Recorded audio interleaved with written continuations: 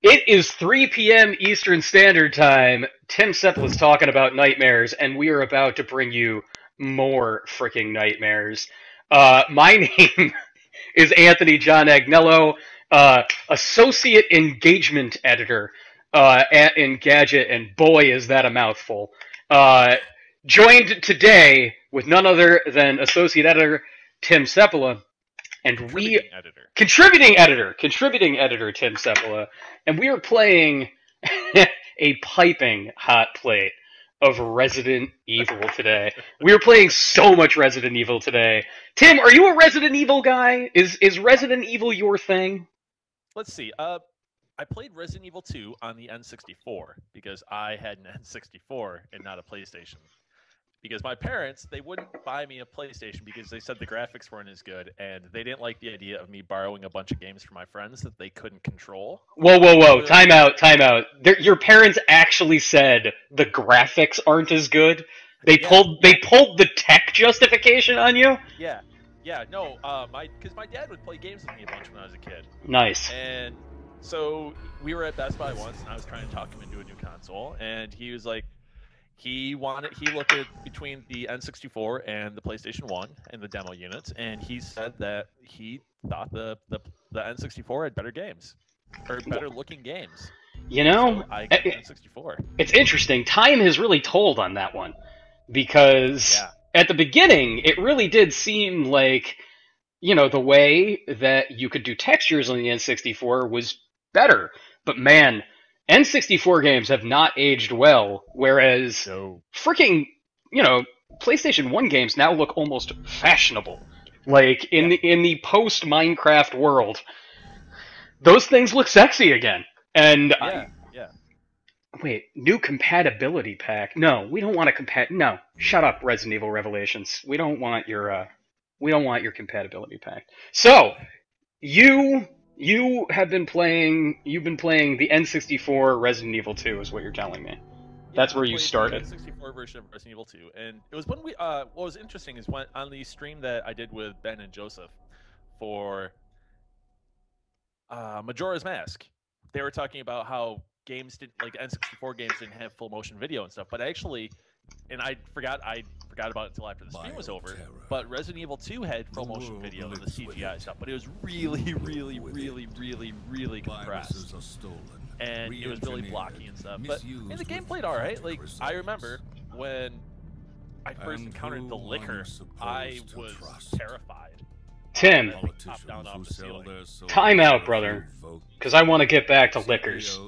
Not just because I like talking about liquors, but it's true that I like talking about liquors. Can you do me a favor and go into your Skype settings and see if auto adjust is on, volume auto adjust is on for your microphone. So while Tim does that, everybody, we're seeing the very strange introduction to Resident Evil Revelations 2. We're gonna get back to Resident Evil 2 in just a second, but that is on. That setting is turned on. Turn it off. Turn it off. Turn that right off. All right, there we go. Hey guys. Now that might do some that might have fixed your volume problem, because Skype has a very aggressive, mighty aggressive volume readjustment if that setting is on, because it'll hear that all these other things are going on, and it'll be a real jerk about it. So, before we get back to Resident Evil 2, and before we get back to liquors, because God knows I can't stop talking about liquors, why do they have exposed brains? Why would that, what kind of usefulness does that have in, like, a battle situation if they're engineering these things to be weapons? Anyway, what we're seeing here in this game, just to give everybody a little bit of background, Resident Evil Revelations 2 is a sequel to the Nintendo 3DS game from 2012, Resident Evil Revelations, or if you've seen the original Nintendo 3DS box art, Resident Evil Revelatons. It has the best typo of all time. And did that on a few other games. oh god, they're the worst. They have no copy editors at Capcom. And so, Revelations was a little bit of a return to a more suspenseful rather than action-centric Resident Evil. After, Resident Evil 5 and 6. What do you do this time? And, well, 6 came after. But, they were pushing more and more into an action direction. And people responded to Revelations really, really well. And so this is the follow-up to that. It is being presented as episodic downloads. There's going to be 4 episodes and 2 extra episodes if you purchase the retail version of the game. And those will be made available for download at a later date.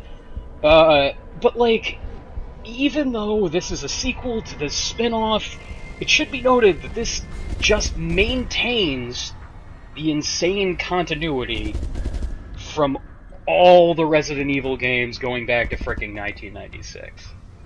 So what you're seeing here, that lady in the red leather coat, I admire the fact that she's rocking almost the same fashion choices as she was at 19, is Claire Redfield. She is the sister of Chris Redfield, and she was the star of Resident Evil 2, which Tim is talking about, and Resident Evil Code Veronica, which we'll be playing later in this stream. And with her is Moira Burton, the daughter of Barry Burton, otherwise known as the burly dude in the Back to the Future vest, who was in Resident Evil 1, and said some of the best things ever uttered out loud in a video game. And so we are playing this today on PlayStation 3. If you were here for the pre-show, Tim and I were talking about the PS3. I have actually played through most of the episodes of Resident Evil Revelations 2 already on Xbox One. This is my first time playing it on the previous generation of systems. And, Tim, I don't know if you've checked this game out at all, but I'm going to tell you straight up, there is not a whole hell of a lot of difference between, the visual fidelity of Revelations 2 on PlayStation 3 and on Xbox One and PS4. But you do get to use a better controller on the Xbox One. You do get to use a superior controller on the Xbox One. Because the DualShock 3 is was a bad controller. It really was. I'm gonna tell you right now. So I like the D-pad, but the triggers are bad, and I still that's the problem I have with the DualShock 4 is the thumbstick placement. Offset is really what needs to happen. The DualShock 4 is better, but I would rather play this game on the Xbox One than the PlayStation 3. Hey man, for the controller alone. I'm gonna tell you a dark truth. I'm one of those guys that prefers DualShock. Yeah, and okay, so this is a weird thing, and it doesn't happen so much with the Xbox One controller. But when I play games with the Xbox 360 controller, it makes my left hand fall asleep. I don't know what it is about the shape of that thing and the way I hold it with my hands. It makes my hand fall asleep. I think it's very nicely designed. But the other thing is I cut my teeth on the original DualShock for learning how to play three-dimensional games way back in the day. I had an N64 as well as a PS1. You were talking about you were an N64 kid. I had both, and it's funny, I never got comfortable with 3D games until the DualShock came out. When I remember, I would play some of those middle-of-the-game levels in Super Mario 64, when you would have to, guide him over a plank of wood to get... do you remember, when you scaled Thwomp's tower in Mario 64? I believe so, yes. And there's a location where there's, a spinning wood plank that you have to, navigate over as it, turns around. There's piranha plant over there. And I used to sit there, struggling as hard as I possibly could to get over that thing slowly, because I just could not get a handle on using the analog stick on the N64.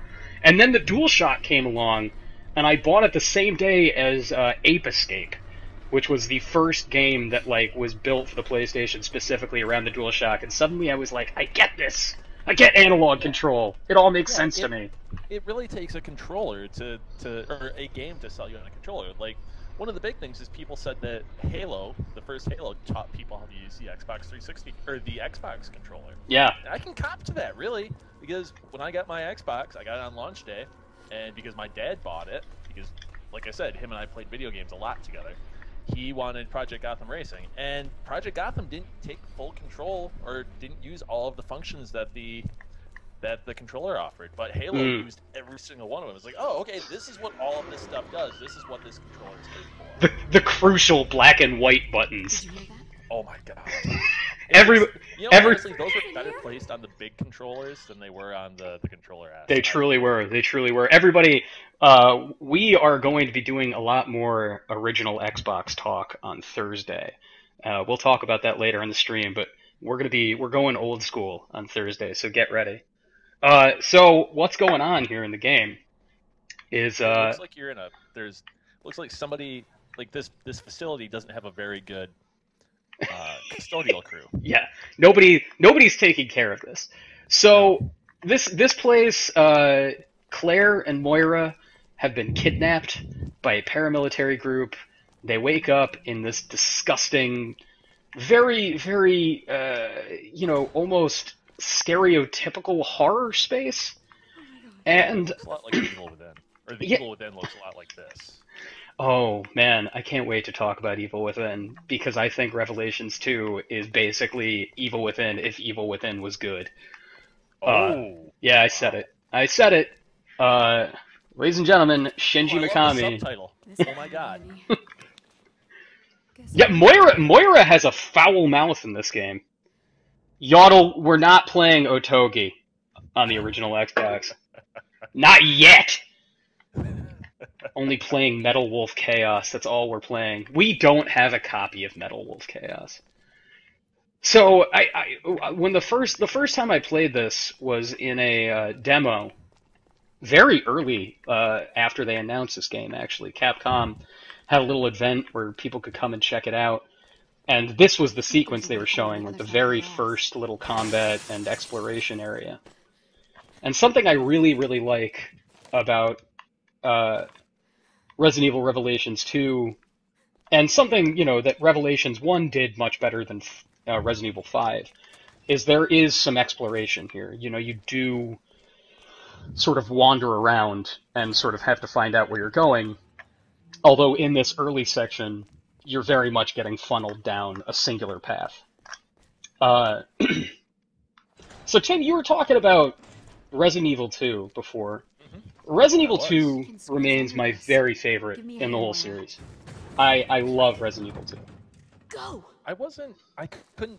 For whatever reason, I didn't finish it. I think I got stuck on a puzzle or something, and I was borrowing it from a friend, so I didn't fully finish it. Also, because it was so gory and violent, I had to wake up at night and go sneak into the family room so my parents wouldn't walk through and see me playing it otherwise. So the amount of playing that I got to do was limited. But I remember I liked what I played. And I was like, oh, okay, so this is what all the fuss is about. This is really cool. And then I don't remember how far I got, but my next game after that my next Resident Evil after that was 4 on the GameCube. I bought that and Splinter Cell Chaos Theory on the same day. That's a good day. That's a good day. That's a real good day. And Resident Evil 4 just really, really, really, really, really worked for me. That was when Capcom had that exclusive deal with Nintendo. They're like, we're going to make a bunch of original games for you. And that didn't pan out so well. The Capcom 5, man. The Capcom 5. There was only one of them that stayed exclusive. And it is one of my very favorite games for the GameCube, Piano 3. I freaking love that game. I never played it. It's when the reviews came out, they didn't get super great reviews. It's super weird. It's very weird. And there is like the problem is when you start playing it, you think it's a 3D shooter, and it is not. It is a rhythm game. Oh. Yeah, and like the game does a terrible job of telling you that it is a rhythm game. But like once you get into it, oh man, it's so good. I really liked Beautiful Joe a lot. It was hard as nails, but it was really, really, really, really, really good. So good. So good. Another game that didn't stay exclusive, unfortunately. Didn't it get a sequel that didn't end up coming? No, the sequel came to GameCube. Sequel came to GameCube. It's very good. It's not as good. Yeah, that first one though was really, oh my gosh, so good. It was, where did that game come from, right? It was just It came totally it 100% came from it came from Clover being insane, and like that you can see that shared genetic like code between that and Bayonetta, right? You can see how like the same people making Beautiful Joe made Bayonetta. Henshin a go-go, baby! Yeah. I take back what I was saying before about this looking as good as the PlayStation 4 and Xbox One version. No, it looks very good, but it's one of those moments where you can tell that like having like something that's in native 1080p and that just can do more with lighting. Like the lighting is so much better in the Xbox One version of the game. So on the stream, this looks really good. I mean, I'm running it at the source resolution, and I think it looks really good. it does look good. It does look good. Although, yeah, that's another thing that kind of bums me out about this game is I still haven't finished it. Animal eyes! Oh God! What's going on here? Oh, that's okay. I gotta go over there. So here, like this is classic Resident Evil. So Moira and Claire find somebody who either dies suddenly or is like already gruesomely dead, and then find a locked door, and then need to go find a key. I don't know about you, man. I love it when Resident Evil tells me to go find a key. See, you have much more experience with Resident Evil than I do. Like, I didn't play Nemesis. I was at a friend's house and I watched him play Nemesis a bunch, and he got to the point where he was good. He was doing where you could do the new game plus, and you'd get scoring runs, and right. Every time you'd complete it, it unlocked all the new stuff. I remember just watching. I was like, wow, this scene reminds me of Dead Space. That opening level mission in Dead Space where you have to go in through, and there's the stuff hanging, and there's that big like piece of equipment just swinging back and forth. It's when you learn how to use stasis, I think. But anyways, yeah, you've had a lot more experience with Resident Evil than I had. So I played a small bit of Resident Evil 2. I watched 3. I played an awful lot of 4 because I really, really, really liked that game. And then I played a little bit of 5, and I hated the 3 hours I put into 6. Oh yeah, 6 is. Wow, man, 6 is just. Every now and again, like I feel like I don't know. Maybe it makes me a bad writer that I feel at a loss for words to describe what Resident Evil 6 is like. It's like the most beautiful car wreck I have ever seen. Like it is the answer to the like riddle. Like there's the old, if you have 1,000 monkeys and 1,000 typewriters, banging away, do you get Hamlet? And, right. Like, I think Capcom said, well, what if we took 600 people and just gave them a bunch of art assets, no notes, no narrative clarity, and all of those 600 people are spread across 4 different countries making this game. The internet doesn't exist. And the internet doesn't exist. They can't talk to each other. And this is what happens. Like, I always, when I talk about Resident Evil 6, I always go back to Francis Ford Coppola talking about Apocalypse Now. And it's the quote he says in the documentary about the making of it, and he says, "We had access to too much technology, too much money, too many drugs, and slowly but surely, we went insane." Like, I have no other explanation for how Resident Evil 6 gets made. Okay, so here you see right here the big sort of gameplay hook that Resident Evil Revelations 2 has for its pairing of characters. And like, it's interesting to me how Resident Evil from the very start is always about having pairs of characters. It's always 2. It's, you can either be Chris and Jill in the first game, or you could be Claire and Leon in the second game, and Claire, meets up with Sherry, and Leon meets up with Ada. It's always about putting two people together in these really stressful situations. But in this, Resident Evil Revelations 2 has you controlling two people at the same time in a much smoother, much more, pleasurable way than in Resident Evil 5, which, Resident Evil 5 always sort of had you just relying on this AI partner, whether or not you were controlling Shiva or Chris Redfield. Like, Resident Evil 5 always had trouble. And I know you haven't played Resident Evil 5, but man, Tim, buyer beware on that one. Yeah. There are a lot of people that love it. Yeah, and like people think, remember there was a big, like a bunch of stuff that came out in the press stuff. Well, is this made to be played solo, or is this made to be played co-op? Because if you play it solo, it's more scary because you don't know how good the AI is going to react, how good Chev is going to react. That's a problem. Okay, that is a problem. Apologizing for bad AI. Yeah. That's not a good reason. Not a good justification. Yeah.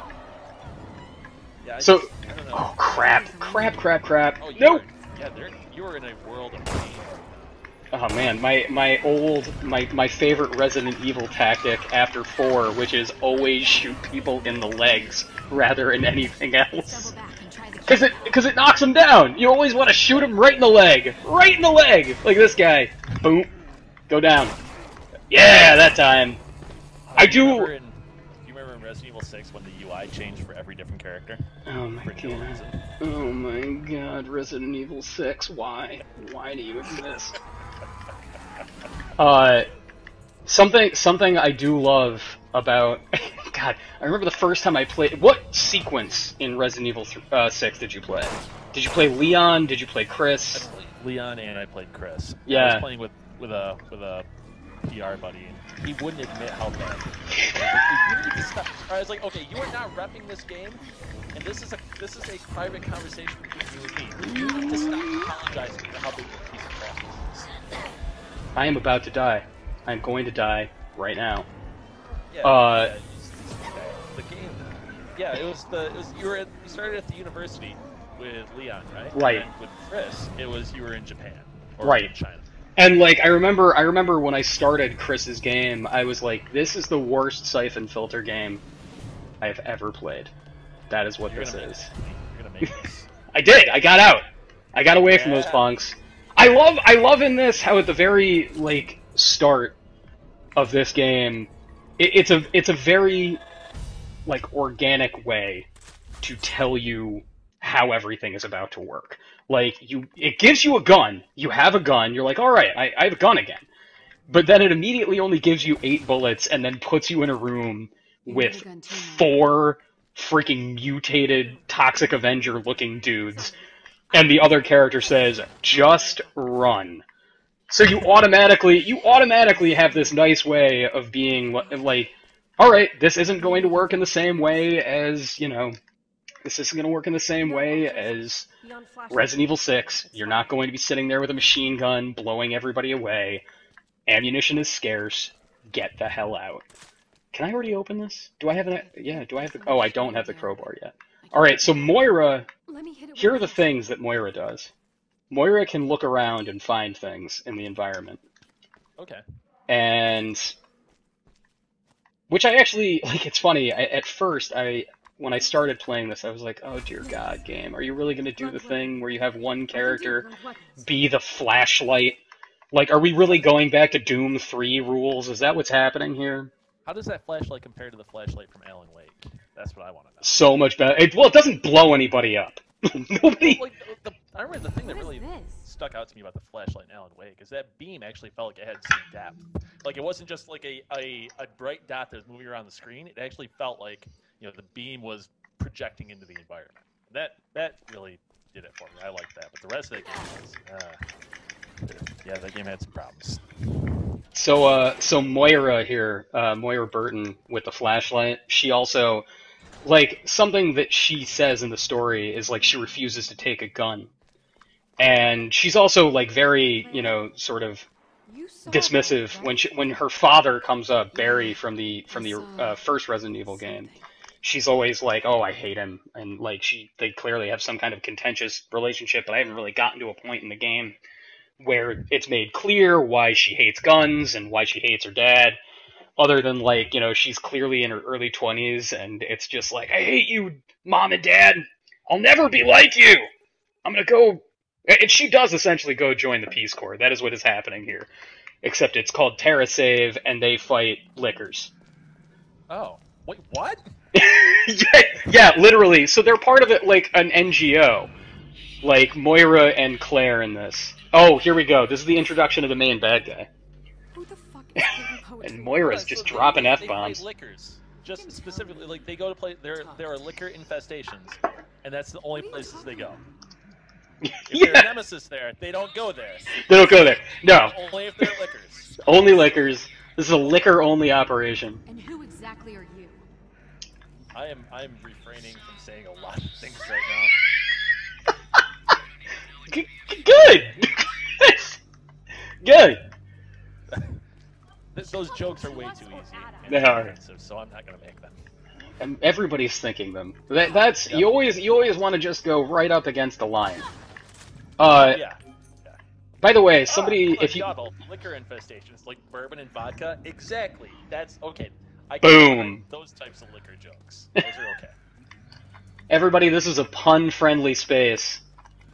So yeah, Moira sits there and she's like, I can't take a gun, I refuse to use guns, and she picks up this crowbar, which at first you think is just going to be used to, like, keep enemies back, like, hit them away, so then you can switch to Claire, and switching to Claire is just a tap of the button. You just press triangle, and it's super quick, like this. Like, you can see how quick it is. Or you, Tim, will in a moment, because the stream's behind a little bit. But you find really quickly that the crowbar is the most effective thing for killing these guys. Because you could do like a finisher move. Like if they're on the ground, you can go up and viciously stab them in the stomach with the crowbar to put them down.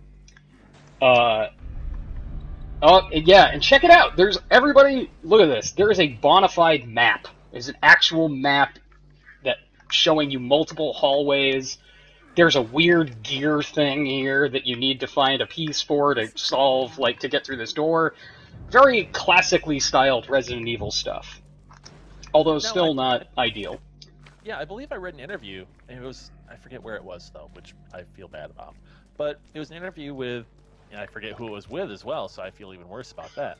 But they were talking with the people that worked on Resident Evil, and they said, well, why do the downloadable games exist, and how does that play into the stuff with the main numbered sequels? And they said, well, the main numbered sequels are basically like our big games, and the downloadable ones, that's how we can gauge interest and experiment and see how stuff works or not. So I would say that if these downloadable games, if the episodic stuff, if this works really well and it sells well and it does well critically, that you'll see more of this stuff probably infecting the numbered sequels. Yeah, I really hope so, man. I think it's a good way, because this is kind of a low risk investment for them.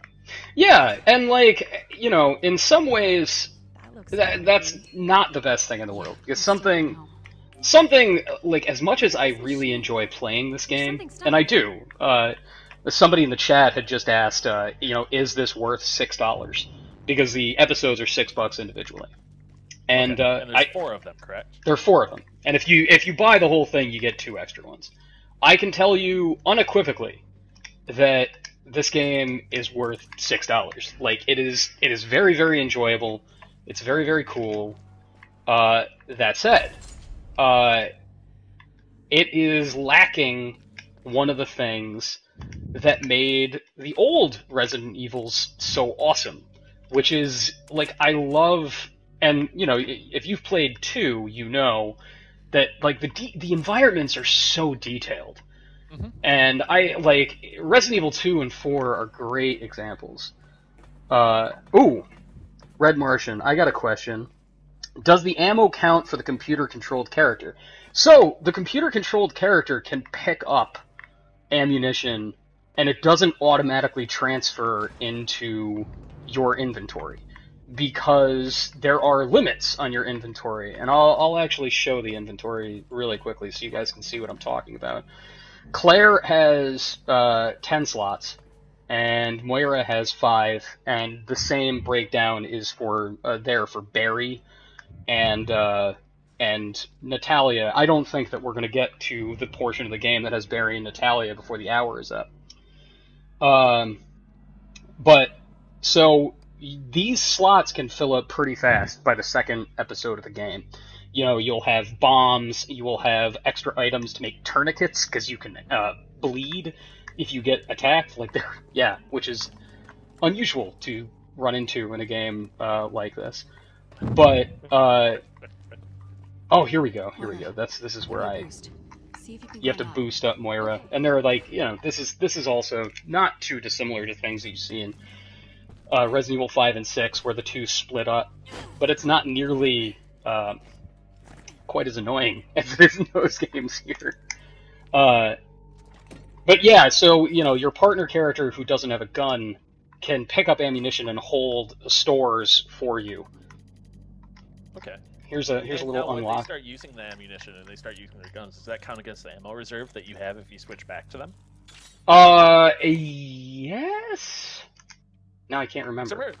I mean, this is a totally different game, but it used to be like in Halo 2 when you could swap weapons with people. You'd have one sniper rifle round left, right? And then you just give it to Sergeant Johnson, and he would just start owning everybody.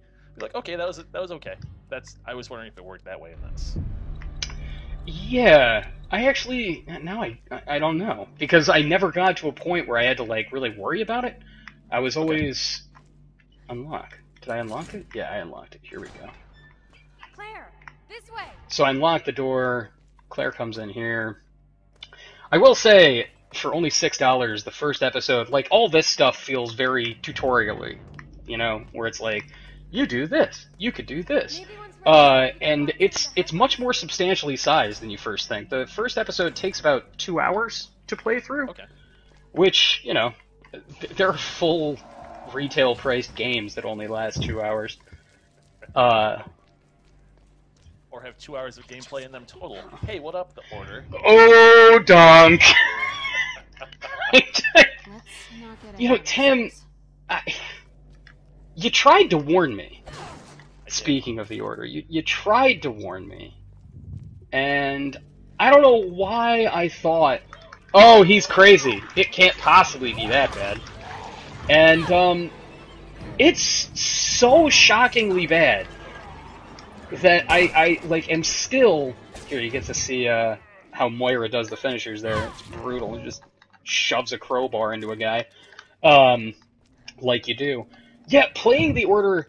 there are just moments where I sit there and think to myself, who thought that this sequence is a good idea? Where all of a sudden it will take away your ability to even walk at a reasonable pace through the environments. It's worse than, I mean, at least with Gears of War, when they did that, you were getting information, right? You were finger up to you were getting information, and things were being fed to you. There was actual story happening. There was actual story taking place. Yeah. Whereas, not so much in the Order. Oh God. Okay. One question. The last Revelations, they were co-op, and it got released to the original Xbox 360 as well, right? That was the one that was on the cruise ship. Yeah, that game's co-op, how that handled the unlocking the missions was not good. I did not realize that there was co-op added to that. Yeah, I was playing with Phil Collar from Polygon. And you could only unlock scenarios. You could only play through as many scenarios as both players had unlocked. Ooh, that's not good. That's bad. No. Bad design. So I had just popped the game in, and we could only play through the 3 that were available to both of us, and it was really unfortunate. Because it was kind of fun playing online. I mean, it wasn't a great game, but I mean, it worked as a pretty alright shooting gallery for 2 players. Yeah, man. With the crowbar is brutal. Yes, yeah. For the girl who's like, no, I refuse to use guns. I hate violence. I'm going to stab somebody directly in their guts. Yeah, I mean It's kind of like how Dead Space was like, no guns, but then we're just gonna give you a weapon that fires like 14-inch saw blades at people. No guns, just buzzsaws. Just mining tools.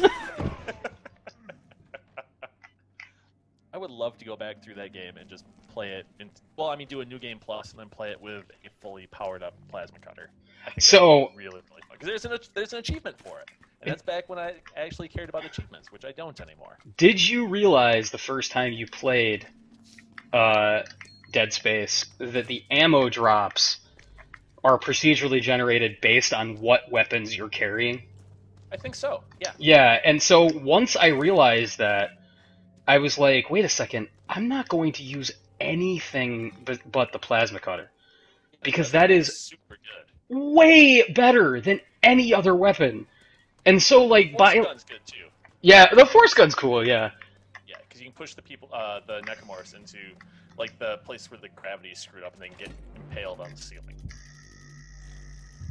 Alright, Tim, for real question, how do you feel about unlocking minigames? I feel that the original Splinter Cell did a really good job with them. Uh-huh. And I've kind of grown to accept them. Yeah. That. It's like a My Fair Lady thing. Forward to. Like, I've grown accustomed to your face. Oh, okay. So there is, by the way, like, stealth stuff. Okay. But it's in, like, as soon as I got to a point where I was like, oh god, stealth portions, no, don't make me. But they're actually pretty good, because they're very brief. They're not, like, the controls are pretty simple. You know, something I will say about Revelations 2 is it's in many ways a very old-fashioned game. It plays like something from the GameCube era. Okay. And I don't think that that's necessarily a bad thing. Like, right there, like, I walked up behind this giant zombie and stabbed him in the back, and the other two, like, don't even bat an eye. They don't care. And that's, you know, like, that, in the era of, like... that should... Right, like, the fact that that doesn't trigger the other guys, like, that's some Metal Gear Solid 1 business. And I don't think that that's a bad thing. I actually like that. Assassin's Creed business. Yeah, some Assassin's Creed business. Or The Last of Us did it too. Yeah, but like the AI in it's just video game convention. Yeah, the AI in Last of Us can be pretty squirrely though. Like if you just start running up to like especially human enemies, and you know, like if one of them is standing a few feet away, you're not gonna get away with just running up and hitting him in the back of the head with a brick and then expecting to survive. God, Last of Us is great. I should play that game again. I started the remastered version of Last of Us. I need to play Left Behind. Yeah, I need to play Left Behind too. The thing is I got to the point it had taken me a while to finish Last of Us, and I get to the point where I said, okay, I've been playing Last of Us for a while, and it's a good game, but I just wanted to play something else. Yeah. And I finished it, and I started playing. After I finished it, I started playing The Order, and I was like, oh, okay, well, I'm gonna play this thing. And that served as a gap, and then I picked up South Park for $30 on sale at the Microsoft Store. And I got the Grand Wizard Edition with the big Cartman statue, and the Cartman statue actually is big. And I attribute that to Cartman being a portly kid. But the statue is really big. It's really cool, and I'm really enjoying South Park a lot. Bugs. So many bugs. Oh, look at all those bugs. So many bugs. What are those crustaceans of sorts? They're like spidery, gross things. And then Water just killed one by stepping on it. I walked through it. I do like that. Oh, can you do that? No, I can't do How that. many legs do those have? If I look at... I need to be sure. So we can classify them correctly. Classify them correct. Arachnids? Are they insects? What kind of bugs are these, man? They look like a cross between scorpions and spiders. Like, they've got the front pinchers of the scorpions, but they don't have the stinger. I like that. Zombie lobsters. Yes, Yodel. I will say that. Yeah, zombie lobsters. We'll go with that. Are there any Dark Tower fans in the audience? They're lobstrosities. That's a weird 1990s Stephen King reference for you. 1980s Stephen King. I thought I read somewhere that Jesse Pinkman, I forget, Aaron Paul is playing the lead in the Dark Tower movie. What is that really happening? Yeah. Oh man, he's perfect for this one character. That's what everybody said. He is playing the character that everybody said he would be perfect. Oh my god, that is insane. Ooh! What? Yeah, take that, son. Crowbar. That's right. Moira Burton fights like a member of the Warriors. She said, "Oh no, I'm gonna die. I gotta go. I gotta go." Oh, crap. I like how that crowbar is actually more effective than, or is as effective as a gun. Like that's what's really nice. You're not crippled by using it. Yeah. It seems like you're actually be able to hold your own with it. Like, I mean, the problem is, you know, as in a classic Resident Evil game, relying on melee attacks will get you killed. Huge jump. Yeah. He's got That ups. was almost a Claire sandwich. Does Barry tell everyone that story? Classic Resident Well, at Evil least game. we've got power. You were saying before I That really should interrupted help. you because I was impressed by that zombie's jump skills. Oh, yeah, the classic Resident Evil thing is if you sit there trying to attempt, like, only melee, you are going to die. You are going to die horribly. Alright, what is... I'm a little turned around now. Which is also nice. Oh, God!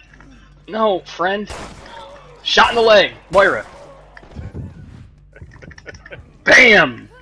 It's the best combination in the world. Moira stabbing dudes in the stomach parts. Something Mimic, I agree with you. It would be funny if the crowbar had a useless reload animation. Oh, perfect. Like when it reloads, a shell pops out. Yes, entirely that. So maybe we'll get there. I'm very close, actually, to the point where the first part of this chapter ends, and what happens in between, like it's very much like Resident Evil 4 in that there are like chapters. Okay. But that said, when you get to the end of these ones, unlike in Resident Evil 4, I'm not sure if everybody's noticed, but every now and again you find jewels and stuff in the environment, and rather than a store for buying, you know, new weapons or that sort of thing, the game does my most hated thing that modern games does, and it makes you level the characters, which I just hate. In Mass Effect, I just did auto leveling for the party members. For every single character. In my own. Yeah, that's it. Perfect. BioWare does that stuff great. But, like, you know, that's an RPG. That's a game where it's about character customization. Why? It just doesn't make any sense in Resident Evil to have to get out the flashlight, blind him, blind that character, hit him.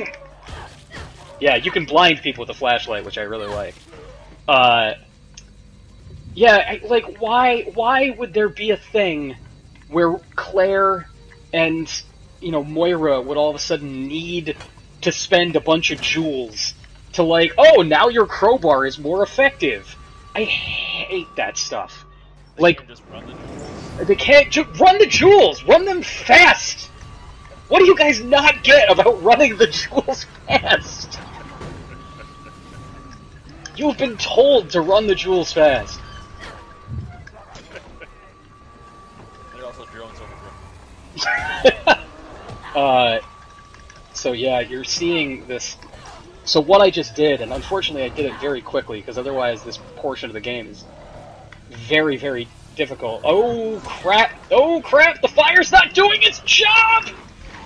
We're all going to die! That's non-union construction, that's why.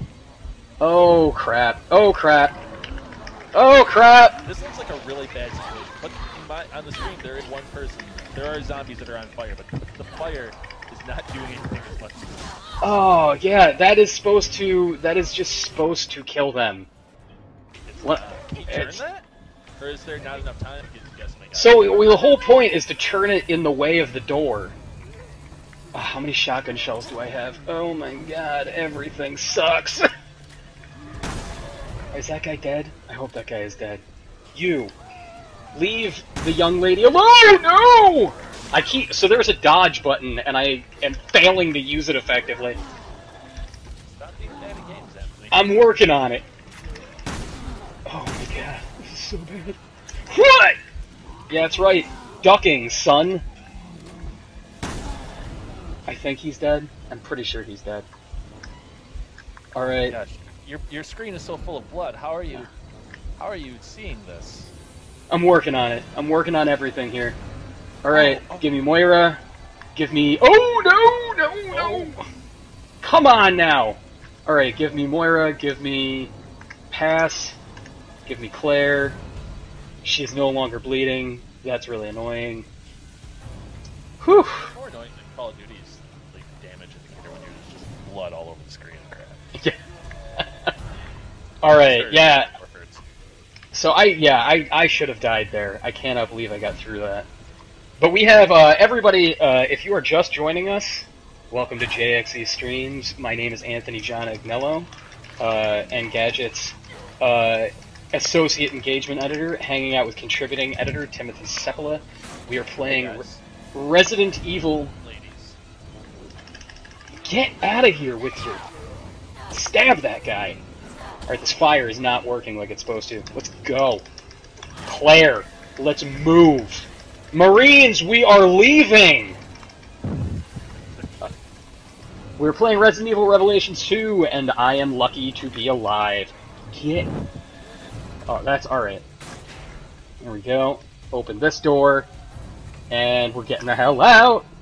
So, Red Martian just asked a very... This is on normal difficulty, Uncle Slappy, and Red Martian, you've asked, can you loot the bodies? Unlike in Resident Evil 4, 5, 6, and Revelations 1, the enemies do not drop ammunition or money or anything. The enemies are just there to die. And, I kinda like it. Makes a game sort of stressful in a very classic Resident Evil way. Who are you? Oh, now the faceless voice, the lady, the overseer, the main bad guy is now yelling at us. Fear requires an audience and a conductor. That's not what she sounds like. What? That's Audience and I am the conductor? For whatever reason, I thought of a train conductor.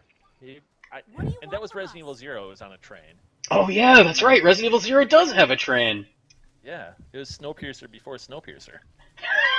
It's Snowpiercer with evil leeches. Yeah. Yeah, we're actually going to be able to get to the point of the game where I can show off the leveling. This game's actually this section's actually really pretty. It's really good looking, right? Yeah, it's a really cool juxtaposition between that grimy, dirty exterior. Now you have a tunnel that you're walking through essentially. I don't know. It looks alright. It feels like there's actually been some progression. There is a section.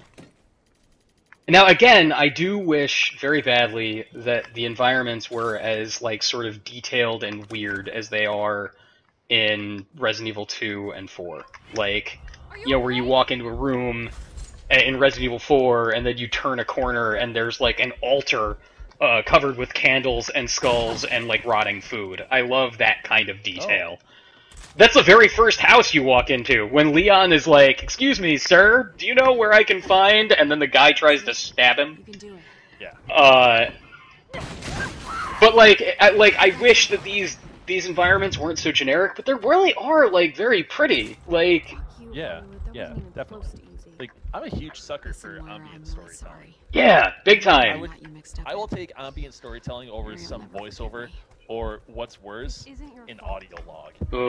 Let me put the stuff together and figure it out. You can, like, a talented level designer or a talented artist can tell a much better story with ambient storytelling than a voiceover artist can do with a Totally. audio log. Totally. Especially if the audio log forces you to be in the pause menu when you're listening to it. Oh my god, that needs to end. Are you still angry about the order? Just a little angry about the order? Good. Yeah, that should not happen. Should never happen. Should never happen. Shock let you walk around and listen to the audio logs. So, I mean, the best... Is there an example... Oh, here we go. Yeah, this is... We're about to reach the end of the first part of the chapter. I'm glad that we're going to actually be able to show off the customization stuff so that people can see it, even though I hate it. Is there an example, Tim, that you can think of audio logs used to great effect? Like the first BioShock did them really well. I don't remember how Infinite did it. They kind of just faded into the background for me. But I thought the first BioShock ones... Sorry, I'm trying to stifle a burp. I thought the first BioShock handled really well. Because while you were listening to the audio logs, especially within the one in the first level where you're going into the bathroom, and all of a sudden the ghost appears and starts walking through, and you're hearing the audio log of describing like what happened before, like what led to that ghost becoming a ghost. I thought that was really well done. Totally. So, yeah. Right. This better work. Speaking of which, we never got to play. There was a version of Resident Evil 4 that was all about a ghost following you around everywhere, and you had to run away from him. Oh yeah, read about it. The Hookman version of Resident Evil 4, directed by the guy who did Resident Evil 3. And it was not working at all. It's a fascinating story. I know this is not Engadget content, but go to Eurogamer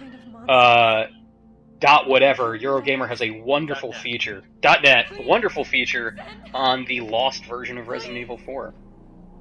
Yeah, Yodel's talking about Old Blue Hook. Eurogamer does really good stuff. Really great features, yeah. A bunch of things before, so it's not out of the ordinary for us to talk about Eurogamer. Hey. Shout out to Eurogamer and their awesome features. So yeah, so yeah, there's the big like climactic moment where Moira and Claire find out that they're on an island, and BAM! I actually got an S rating. Take that, game. Are you sure it's an island? Are you sure it's not an ocean? Might be. I am a rock. It's an ocean. Dun dun dun. End credits. Alan Wake. Stupid Alan Wake. God, I hate that game. So here you go. Here now we can actually show off the skill settings, and then I'm gonna rant to you about awesome. So look at this. You'll see it in a second, Tim, when the stream catches up. But oh my god, does this stuff annoy me so much. This, like... Okay. Maybe I understand spending some kind of resources to increase the firepower of sub-weapons. But, like, why do I have to spend magical points on reducing the time it takes to use a green herb? Why? That sounds dumb. Yeah, like, one of these is level up to increase the firepower while crouching. Increase the attack power of Moira's crowbar. Why would the crowbar suddenly work better if I spent points? Well, I don't... Well, Moira gets, after swinging that crowbar so much. See, it would be different if it was RPG, like, where the more you started using something, the more it got better.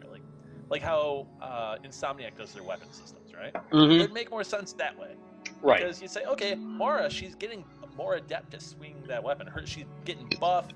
She's going to start an arm wrestling contest after all the zombies, after all this crap sorts out. But no, like, this feels dumb. And I don't know, I kind of blame Cliff Bleszinski for that, because he said that RPGs are the future of shooters. Yeah, I blame squarely all of this. This is a nearly decade-old problem. I blame all of the arbitrary, dumb leveling that is in games now squarely on Modern Warfare. This is Call of Duty 4's fault. Yeah. It is all Call of Duty 4's fault. Yeah. You don't need leveling! That's why I was so excited about the Order. I was so excited about the Order before I knew what the Order was playing it. Because people were like, it's just a shooter. You don't level up anything, you just go in, you pick up guns, and you shoot people in merry old London town, And there are werewolves and ridiculous mustaches, and I was like, sign me up, son! Put it in my blood. And no, terrible. Just awful. So we have 5 minutes left in our hour. Skur, stop complaining, guy. You sound like a girl. I don't know. Do I? I don't think I sound like a woman. I would love that if I could, like, soften my voice like that. I think that the game is Kafka-esque. I have a rich baritone. That's not how I would describe my voice. Yeah, thank you, Electrium. Girls also play games. I would be honored to sound like a girl. So I guess that's a good thing? The amount of women, according to the last Entertainment Software Association study, the amount of female players outnumbers the amount of male players. I think it's 51, or no, yep. No. Yeah, it's 51-49. Yeah. They finally passed us. That was inevitable. We men are now the minority. Oh dear God. We'll have to start a movement. And by a movement, I mean we'll never have to do anything like that because it's stupid. Bowel movement? Bowel movement. Yodel! Oh snap! It's Barry Burton. So yeah, we're gonna be closing out our portion of the Revelations 2 portion of the stream, right as Barry arrives to the island to track down Moira, his daughter, and he runs into this young lady who is just wearing like a nightgown and a braid, and that's Natalia. And you know what? If we have,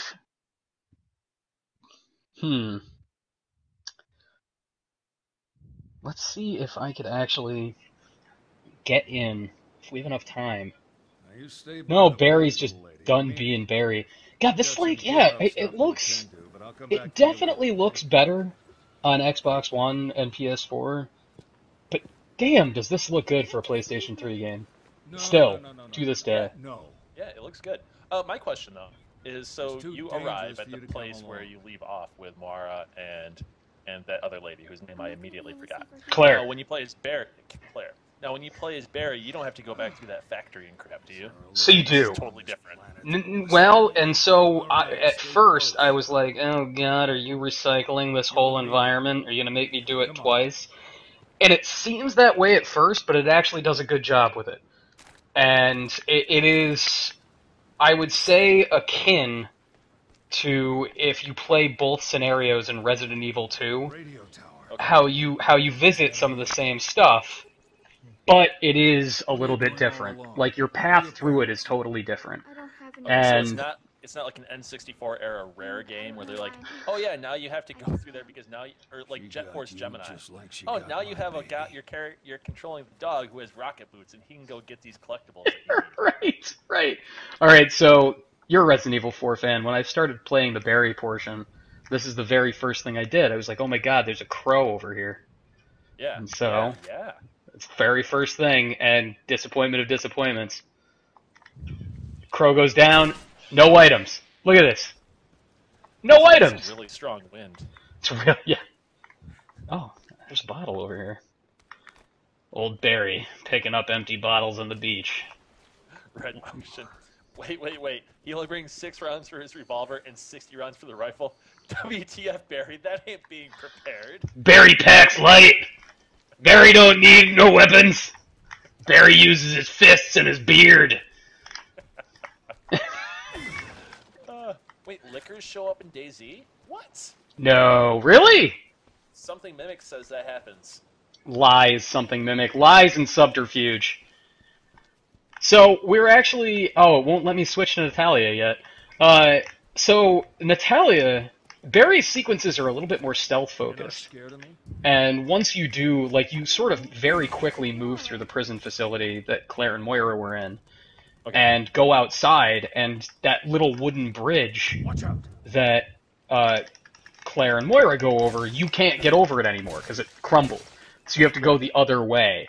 And you end up in, like, a forest, and it's pitch black, and it's actually, like, really spooky.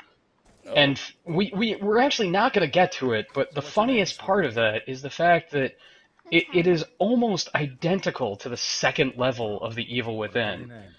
and it's Oh. so much better, Transparent. and it's so much more fun, and everything works, and the stealth works, and the That's right, combat wear it works. And I was just like, Shinji Mikami, I won't. look, Resident Evil can still do it. It's not that hard.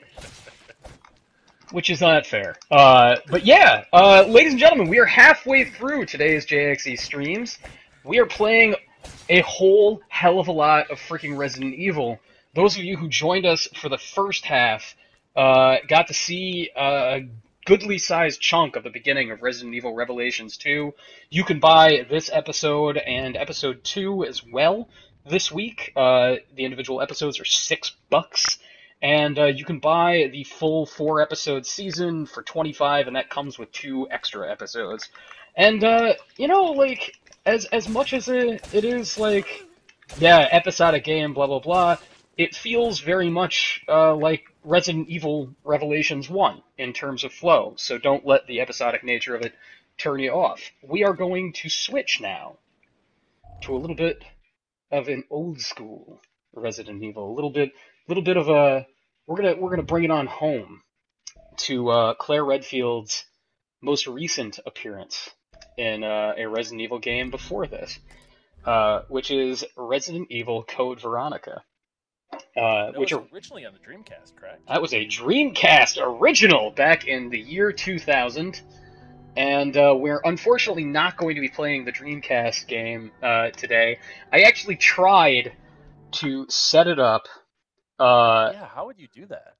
Yeah, I tried to set it up so that we could seamlessly bounce from Revelations 2 on the Xbox One to the original Dreamcast version of Code Veronica. But it like getting OBS to play nice without stopping and starting the stream again wouldn't work, so we're going to be playing the PlayStation 3 version of Code Veronica. Now, you've never played this one, right, Tim? This is new to you. Dreamcast. Didn't have a Despite- Dreamcast. I asked for one for Christmas one year, and I asked for that and Tony Hawk's Pro Skater 2, and I ended up. Oh, I also asked for this was the year 2000, so I also asked for a computer with a CD burner, and I ended up getting none of that. So, What did you get instead? What was your consolation prize? I think I got a handheld. There you go. That does not play Tony Hawk Pro Skater 2. So I had to wait until it was released for the N64. Oh man. Something mimic Resident Evil Outbreak File 2. Yeah, man, we're going into one of those private servers that are still playing one of the PS2's lone online games. So yeah, I have never played a version of Code Veronica for a machine that wasn't the Dreamcast. So this is actually going to be kind of interesting. And yeah, Yodel, we are starting from the beginning. And no save data. Yes, create new save data. And we are... Limey Lime says, I'm 100% inaudible with the game volume. We are going to try and fix that as soon as I can get to an options menu here. Okay, yeah, because I'm right on top of my mic. So. All right. Apparently, screen settings. Does not like this game. Oh, you're kidding me. You're kidding me. Options. There are no volume resets, but it's okay. We can hop into OBS, right? Yeah, we can go right into OBS. We can just put it right back, can't we? Why, yes, we can, Dr. Vinkman. Hey, Fat Lamar, how's it going, buddy? Thank you for joining us in. Or joining in. Yeah, anybody, if you have any questions for us about the game, give a shout. And Tim is watching the chat. I'm keeping an eye on the chat as much as I can, and we will be happy to answer any questions for you. Literally, even if you just want to talk about, like, oh man, there's this girl I like, and I don't know how to talk to her. I went up to her at gym and then threw up in my own shoes because I was nervous. I don't know if that happened. Also a character from South Park. And also a character from South Park from like 1990. Everybody, let me know if the sound is a little bit improved there. If not, we can adjust it down even further. In fact, you know what? I'll just to be on the safe side. I don't want you guys to miss the amazing voice acting in this game because it's so good. Advice, I am I am way prepared to help you guys out because I am bad at dating. Yeah, all I know how to do, guys, is be married at this point. I don't know how to date To anymore. a smoking hot wife. To a smoking hot wife. It was just hot as. I was about to say something inappropriate, but I'm just not going the to. day is long. All right, so here we go. Now I'm going to move around the cursor and we can see how the sound is. All right, Zombie Batman, welcome. Missed the Revelations 2 stream. Is it anything like Resident Evil 0? It is way less awkward than Resident Evil 0. Like, I would totally ask about that cute girl in the gym, but I am 34 and not in school. Guess where it is impossible to meet women? The gym. Yep. Nobody wants to hook up at the gym. Nobody wants to, like, get hit on at the gym. Everybody is disgusting and sweaty. You literally look your worst when you're working out. Yeah, I wouldn't recommend that. like if you're in the gymnasium in high school, that's one thing. But if you're at the gym, no, because everybody just wants to focus on dying on the elliptical machine and listening to music on crappy Wi-Fi and hearing it and having it crap out here and there, and you're stuck hearing people sweating and dying, and then the terrible poor choices of music that your gym doing. All right, so here we go. Resident Evil Code Veronica. I am super pumped about all of this right now. This was like kind of the moment where like Resident Evil started going more into like the blockbuster movie direction. Her name is Claire Redfield. Here we go. Well, this because very much feels like the Rock intro. Right? Yeah, well check out. Here we go. It's Claire's dramatic infiltration of a base. I don't even know what she's trying to do. Hold on, did she have a tramp stamp? Is that something I saw? No. There is a tramp stampish logo on the top of her belly vest. I mean, it was 2000. Right. Yeah, remember it's the year 2000. So she pulls off. Red Martian, yes, there is a list of Resident Evil butts, and everybody knows that the best Resident Evil butt is the liquor. Done. Yep. Done. No contest. Absolute best. Alright, yeah, so Claire pulls off her sweet, like, you can totally tell that between the making of Resident Evil 2 and 3 and this, that the Matrix had come out. Because this happens. Wait for it. Wait.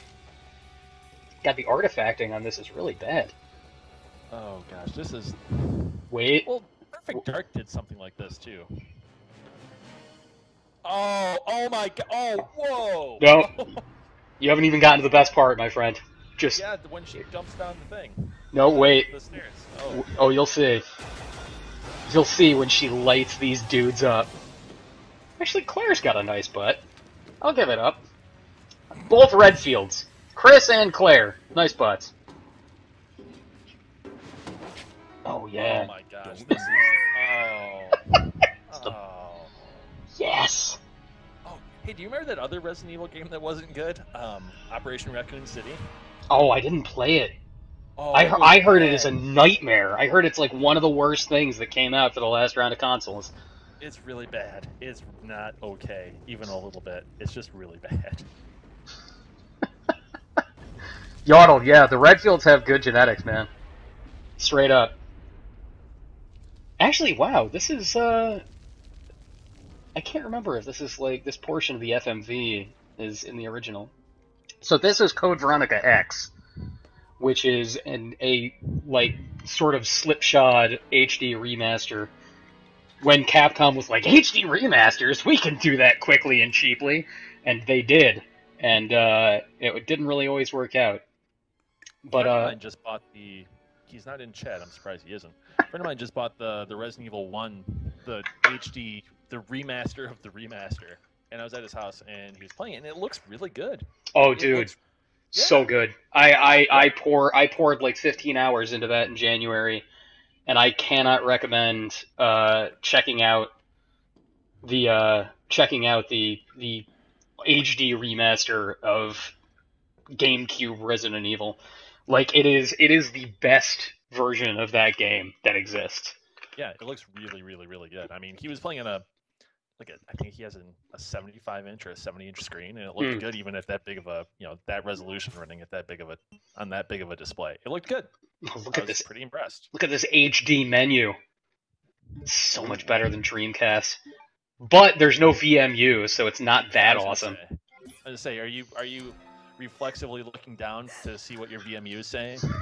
Yeah, I need to know what my health is, what my health status is. Dweeb of the Dead. Yeah. We're in sync here, Anthony. Can we talk about Resident Evil Dead Aim? I would love to talk about Resident Evil Dead Aim. I've never played it. Red Martian, it was not a Wii game. Dead Aim was the first light gun shooter in the series. It was a PlayStation 1 original. You played as a guy who basically looked like a member of Blur in the early 90s. And, yeah, exactly. And, I never got around to it. I almost picked up a copy at a junk shop last year, because it was in a stack of CDs that were each $1. And I was like, oh crap, Resident Evil Dead Aim, sure, let's do it. And then I brought it up to the counter, and the guy working there was like, no, this isn't $1. You need to pay $10 for this. I was like, no, not happening. Nope. Look at this awesome character animation. Look at what's happening right now. Yeah, you'll see. Claire is just really making it happen. Oh man, I love you, old games. Alright, it's gonna take me a second to acclimate to what is going on here. Alright, no, that is the menu. How? Here we go. No, those are the options. Oh gosh. Yeah. Oh, I'm watching this. You spinning in circles. Look at that. It's not okay. Look at that beautiful thing. Well, there's no way to turn up the brightness either. That's okay. So, okay, it's start. That's how I get in here. She is just super stiff. Like she's just standing there straight as a board. This is an interesting look back at video game history. Yeah, and you think, like, at the time, you were like, this is the best looking thing I've ever seen. Oh, yeah. I remember, like, seeing Ready to Rumble and Crazy Taxi. I was like, oh my god, these are the most insane looking graphics I've ever seen. This is amazing. And now it's like, I don't feel like I missed much. I had the N64 port of Ready to Rumble, and it was alright. Oh, I forgot they did port it to that.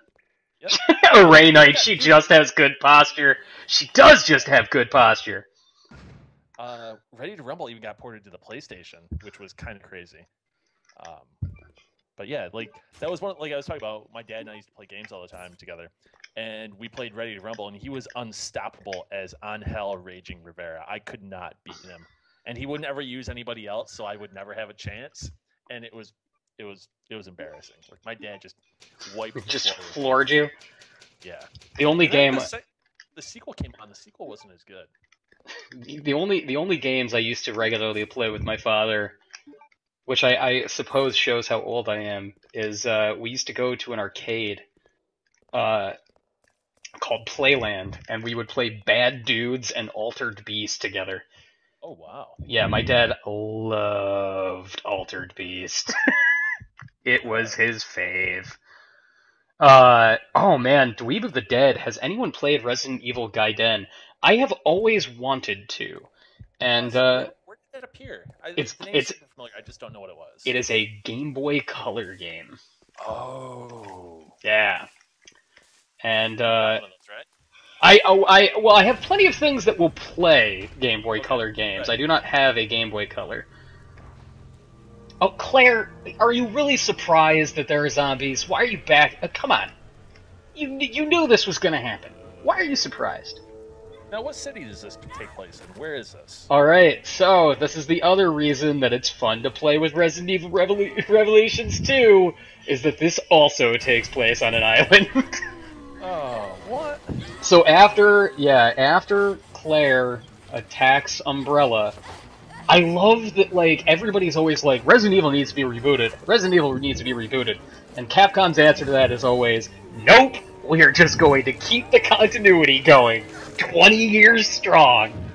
Doesn't make any sense. Does Mila Jovovich Savage movies like do they fit into any of this? Not at all. I They're the first one, and I watched it again recently. it's I terrible. bought it on DVD when it first came out. So I was like, How does that hold up? oh, Yeah. it is so a late '90s movie. It is so late '90s that it hurts. Okay. Wow. There are really just no good ways to get through this gambit of zombies here, or gauntlet gambit. It's a Yeah. gambit whether or not you're going to make it through the gauntlet. It is a gambit. I've taken the run through them really quickly gambit. So, yeah, so this takes place in an island after she does her, like, sweet Matrix moves at that Umbrella facility. Oh, I went the wrong way. I went the wrong way! Oh, why are you being so bad at video games? Oh my god, because it's really... hold on. Yeah, Limesy Limes, I too love the dedication to continuity. I think it's freaking awesome. And I love that they just get, like, more and more ridiculous the more time goes on. Alright, they're not paying attention now. You got juked! No, I got bitten. I didn't get juked. You got juked! Oh, I got bitten again. Wow. I'm already down a life bar. Great. So yeah, after she gets taken by Umbrella to their secret prison facility, which, where secretly she runs into prisoner Leonardo DiCaprio. Am I making that up? No. There is a guy. Yep, there he is.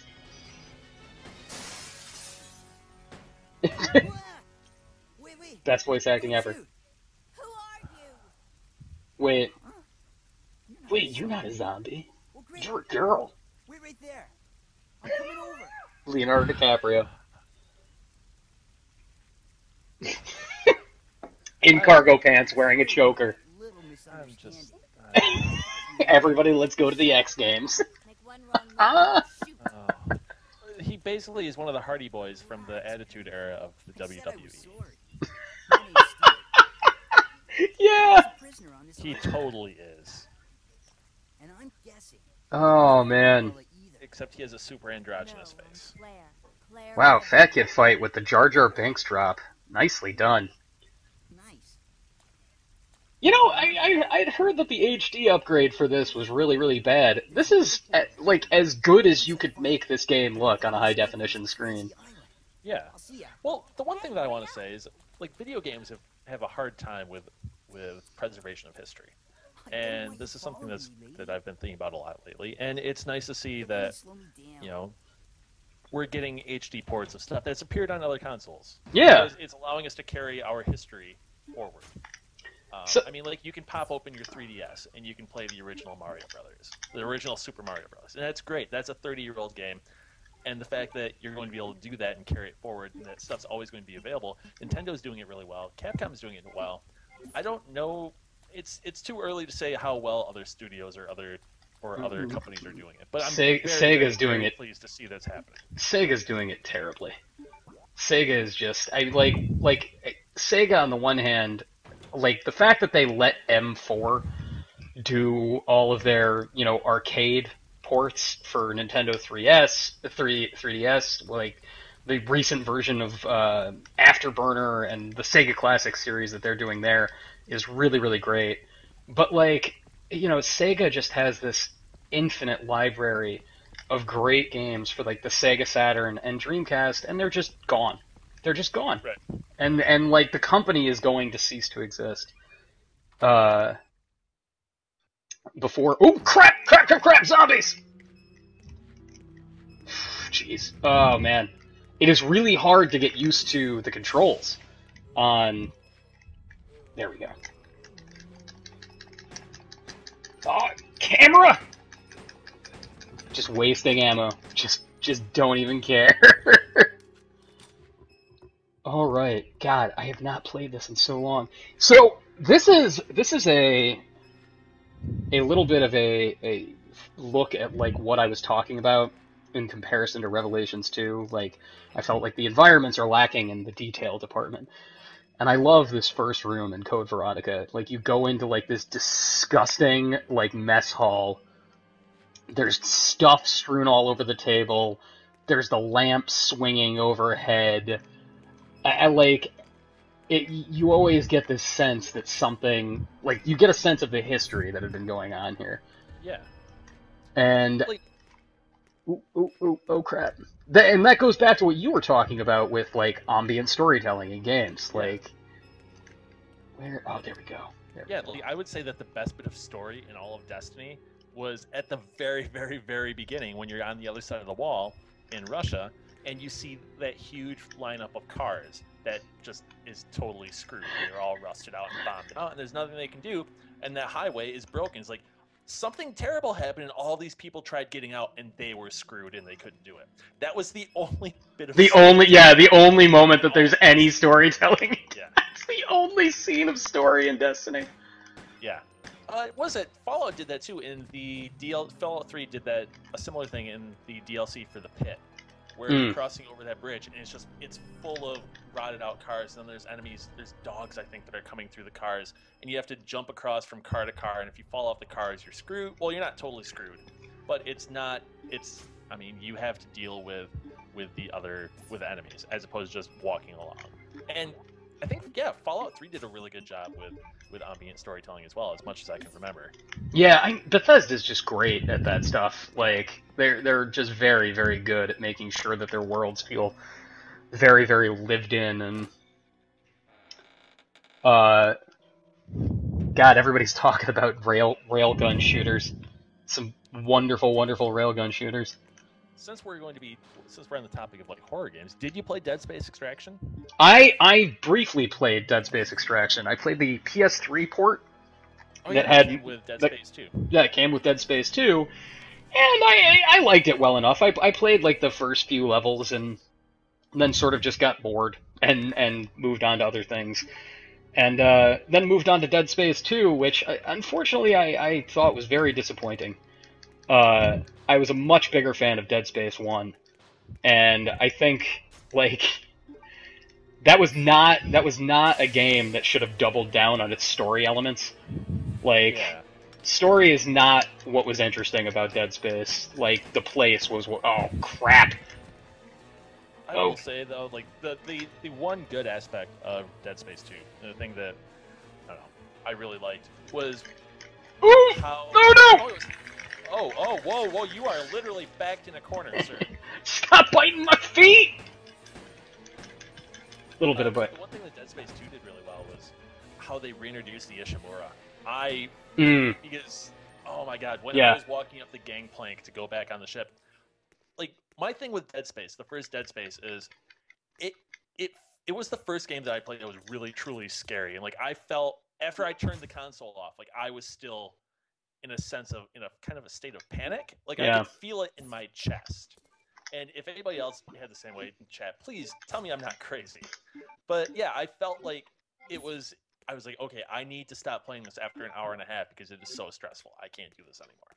But as soon as I was walking up the gangplank, or I saw the ship in Dead Space 2, and I was walking up the gangplank, and all of a sudden, I was like, oh my god, I need to go through this.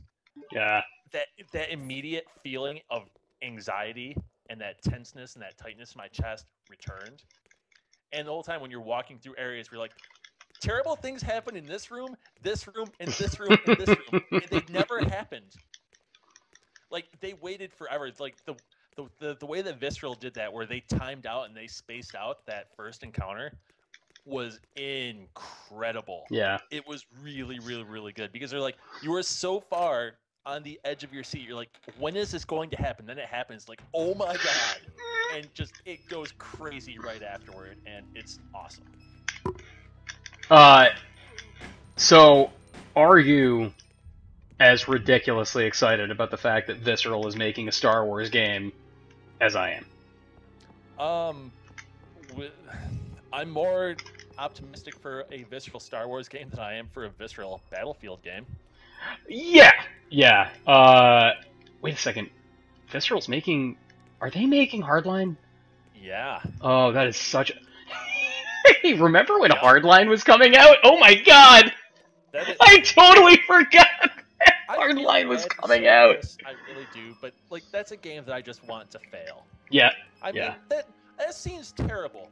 you know, you shouldn't ever say that about anything. But I don't want that game to exist. Not because, okay, there are some sensitive elements with the entire premise of the game. Right. That's a whole other thing. But the fact that it feels like that game just doesn't need to exist.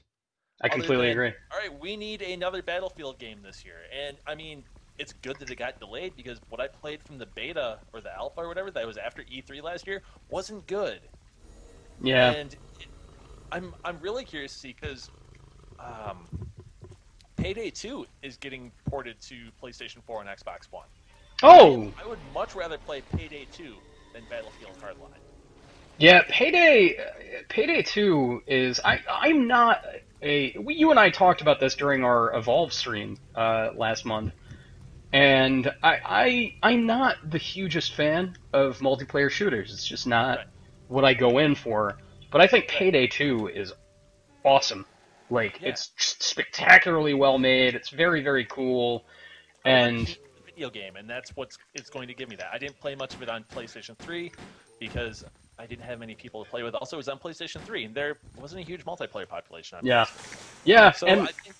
I'm glad to see this coming out on the new consoles. It's going to get another audience, and I really, really, really am excited about that. Can't remember how to get in... Oh! Always with the zombies! But yeah, so to go back to Visceral making a Star Wars game, as soon as that was announced, I thought, oh, they're going to do like a Star Wars survival horror game. I was like, that could be really, really, really interesting. And then it was announced that, oh god, her name is escaping. Amy Hennig. She's hired on to do it. And now that makes me think, oh, now it's going to be, you know, this isn't fair at all, but I was like, oh, now it's going to be like a Han Solo, like a buddy cop game. Yeah. Something like that. So who knows? I'm way more interested, yes, in a Visceral Star Wars game, as long as it's third person, than I am a Visceral Battlefield game. Totally.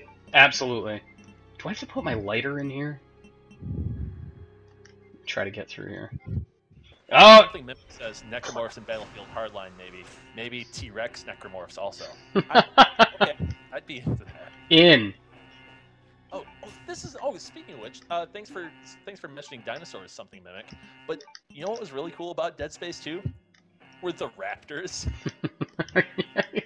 All right, the raptors were a part of Dead Space 2 that I unequivocally thought were awesome. That was fighting those things. That first time you fight them in that like aquarium is like awesome. Yeah, I remember I was playing, I had a debug copy because I was playing it for a feature I was writing for Official Xbox Magazine. And because I fought really hard, I was like, because I did a bunch of coverage on it leading up. I did interviews with Steve Paputsas for GamePro, stuff like that. And so I was totally on board for Dead Space 2, and I wanted to review it. I didn't get a chance to review it for one reason or the other, but I did get an early debug copy. So I was able to play it early, and that made me super excited and happy because like that was the cool thing about being a video game reviewer, is the idea that I am one of a handful of people that are playing this game right now. Nobody else has played this yet. It's kind of it was like playing video games before the internet existed. If I get stuck on something, I kind of got to talk to people and see if they know it or work my way through it. Yeah. It had its ups and its downs. Anyways, but yeah, I was playing through that, and I'm a huge dinosaur fan. I love Jurassic Park, and all of a sudden I go into that room, and I was like, I hear the stuff like going all the way around me because I was actually wearing the headphones I'm wearing now, the Astro A40s, and I was like, what's going on? And then like you heard the cry, like the scream that they did, and then they were skittering around. I was like, what is this? And then like the way they attack, where one would come at, like you would be looking at one that's looking at you dead square in the eye, and then another one would come in from the side. I was like, this is awesome. These are raptors. And then the achievement popped up. It said clever girl. I was like, this is the best. This is fantastic. I love this. So yes. So Visceral, I know it's a little bit late for this right now, and probably nobody from the team is listening. But for a DLC pack, I would love some Necromorph dinosaurs for Battlefield Hardline. Tim, I gotta tell you, I'm getting totally sucked in here. Code Veronica's got its got its hooks in me here. All right. Yeah, a little bit more Leonardo DiCaprio here. Something Mimic, Capcom needs to do a Dino Crisis reboot, and they need to have it connect to Resident Evil some way. I don't understand why they haven't made a new Dino Crisis. Like, how is that not a premise that will kill? Like, put it, make like, I understand that you have like the Monster Hunter thing, and you don't want to make something that's going to take away from the Monster Hunter thing, Right. but if they made like a survival horror shooting game where you had to sit there and like, you know, team up with friends to bring down a T-Rex, that would kill. People would play the shit out of that. Yeah. Yeah, I would want, like, that's what was said. When I first saw the trailer for, was that Killing Time, or what was the Steam Greenlight game? They got pulled because it was not going to be finished. Yeah, it was a Steam Greenlight game. It got pulled like 2 weeks ago, and they said we're not going to finish this. And oh man, the dev team, they were located. It was like 3 guys working on it, and one of the guys said, "I haven't been in contact with the artist or the animator in like 3 months, despite my lack of trying." Whoa! And so they pulled it. But yeah, it was a first-person survival game set in prehistoric times with dinosaurs. That sounds great. You could ride on T-Rexes or not T-Rex, but you could ride on Triceratopses and stuff. And I was like, oh, this looks really cool. And then as people were playing it on early access, it was really buggy and things weren't being addressed, and then it just went MIA. I forgot that Claire, by the way, so this moment, right, what just happened now, was Claire's like, yeah, I'm in trouble. I'm gonna email Leon, who was the character from Resident Evil 4 and Resident Evil 2. What is a street cop going to do for her? Like this isn't. He's not Carl Winslow in Die Hard. He's not gonna be able to like talk her through this. She's on an island. Does she have a set? Oh, it's email. Yeah, and she doesn't. Smartphones didn't exist at that point, so I mean, until she finds a computer. Smartphones. At this point, she's like, Claire is like, I gotta find a payphone. Yeah. Oh, Seoshan. I read about there being a Telltale Jurassic World. Yeah, Wasn't the Jurassic? It was one episode, and they said, all right, we're cutting our losses because it wasn't received well. That's a shame. Traveler's Tale is doing the Lego Jurassic World, though. Oh, that'll be fun. It's going to combine all 4 movie storylines into one game. Yes. Does that mean we get Lego William H. Macy? Oh gosh, That's the best thing I've ever heard in my entire life. Only if we get his mustache. Only if we get his mustache, because his mustache in that movie was absurd. It's the best. That's the best thing I think I've ever heard. As long as we get to talk to Lego Raptors by blowing into like their skull. Oh god. I don't. Oh. Alright, so that series proves that, like, it's that, and what else? There's another one too. Jaws. That's right. Steven Spielberg doesn't know how to do sequels. Jaws, the first Jaws and the first Jurassic Park, absolute classics, amazing pieces of cinema. The first Jaws created the entire genre of the summer blockbuster. Steven Spielberg made it when he was 27 or 28 years old. His first big movie, and he creates a genre, and it's Jaws. History tells the rest. Jurassic Park, amazing film. Jurassic Park 2, not good. Jaws 2, not good.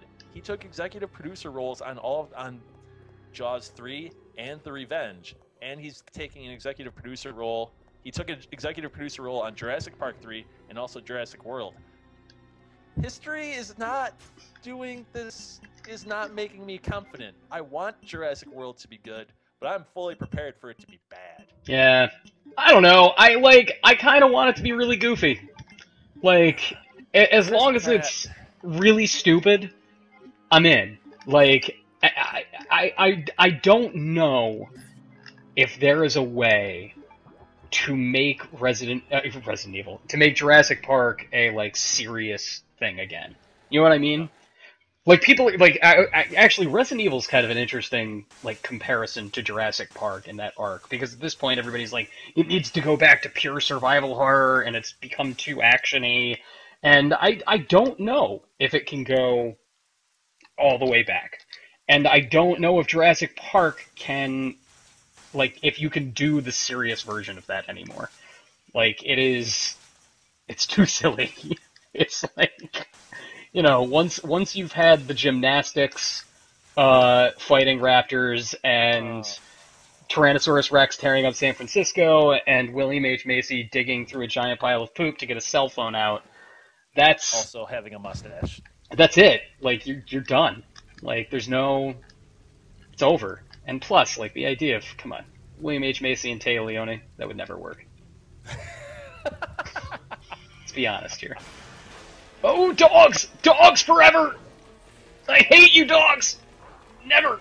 Never! So what would you say is your most... Weaving! Weaving!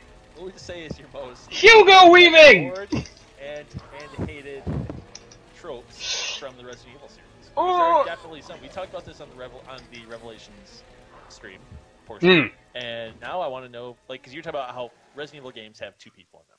Yeah. Okay, so what are some of your hated tropes, or the most annoying tropes from Resident Evil games? Annoying tropes. God, things that really bug me. One thing that always consistently bugs me is the... Oh, hold on one second. And this doesn't happen anymore, but, like, the fact that it wouldn't tell you what key you've just picked up, you would have to go into the menu and examine the key. Like, you would have to, like, spin it around in your hand to be like, oh, it's the armor key.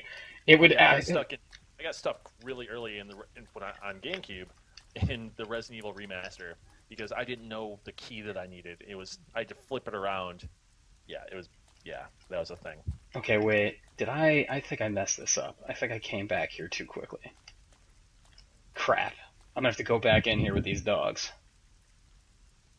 Oh, God. Alright. I gotta take care of these dogs. Crap.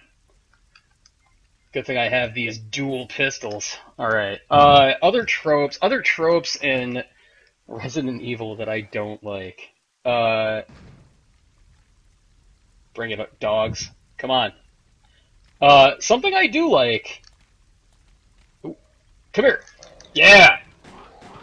That was overkill. I didn't need to shoot the dog that many times. I feel terrible about what I just I did. don't like shooting dogs in general in games, or animals. It's just... It depends. Dogs especially. I do love in, like, old Tomb Raider games, like, just be, like when, like, Lara Croft just basically just sits there and is like, Bengal tigers are almost extinct. Screw you, tigers! Throw a grenade at a Bengal tiger in the face. Lara, come on. Lara, come on. What would your father say, Laura? What would your Atlantean mom say? Wait, spoilers. Yeah, there you go.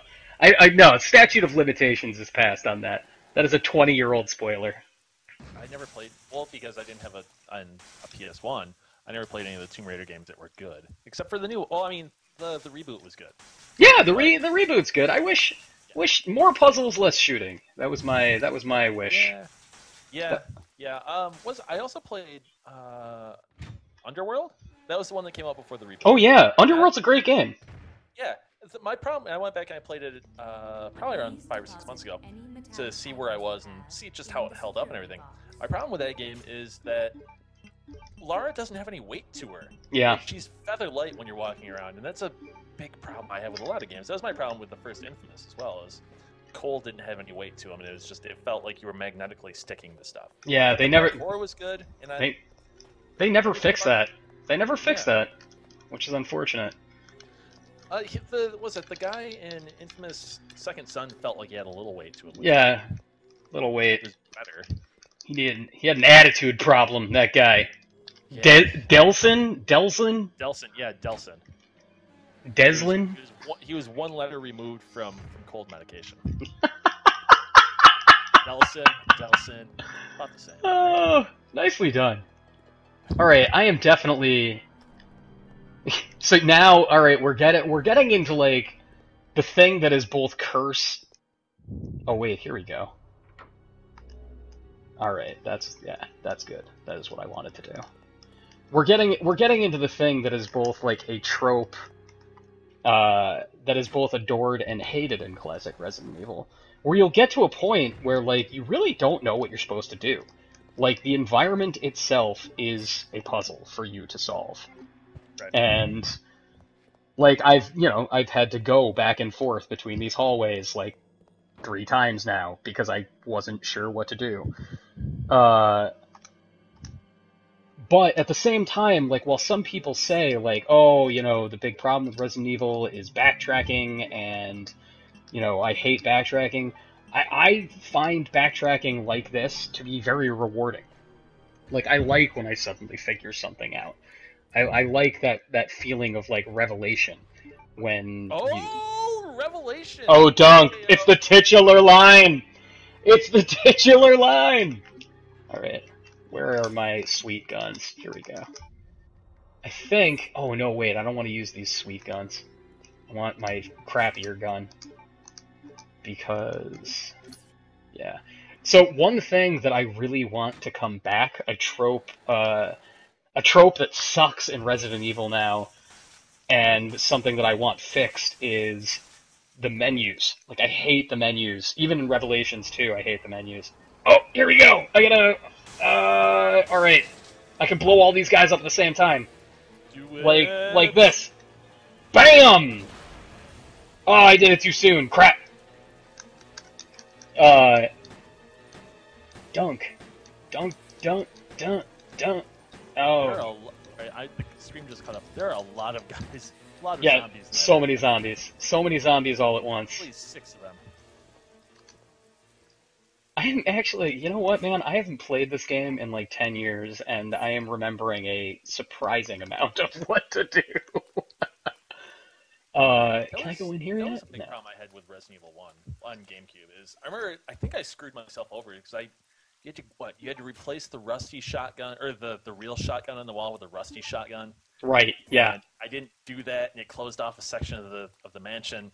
And also, I think there was a save point that had a handle that was not in good condition, and the handle fell off, and I couldn't get in the door again. I was like, well, I'm done. I screwed myself over, and I don't feel like restarting this, so I traded it into GameStop. Oh, no! No! Sao Shant has asked, did I forget my knife? And as I just told him, I've intentionally abandoned the knife.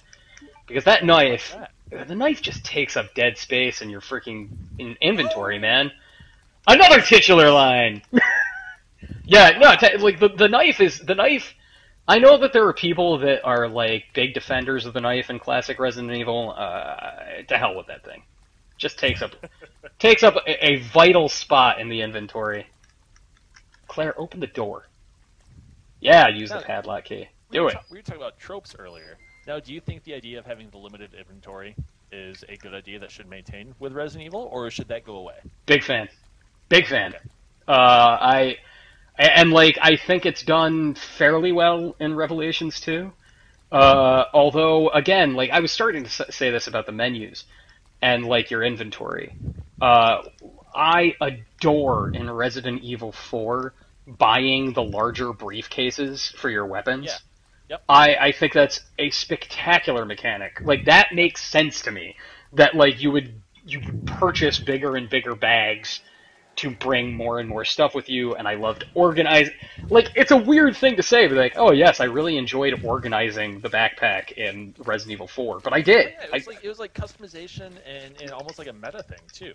Yeah. Like, how many more things can I fit if I just put things in different conditions? Now, if I could do this, but didn't Deus Ex Human Revolution have something like that as well? Oh, it totally did, and it's awesome. Yeah. God, I love that game. I want another Deus Ex first-person role-playing game. It's gonna happen.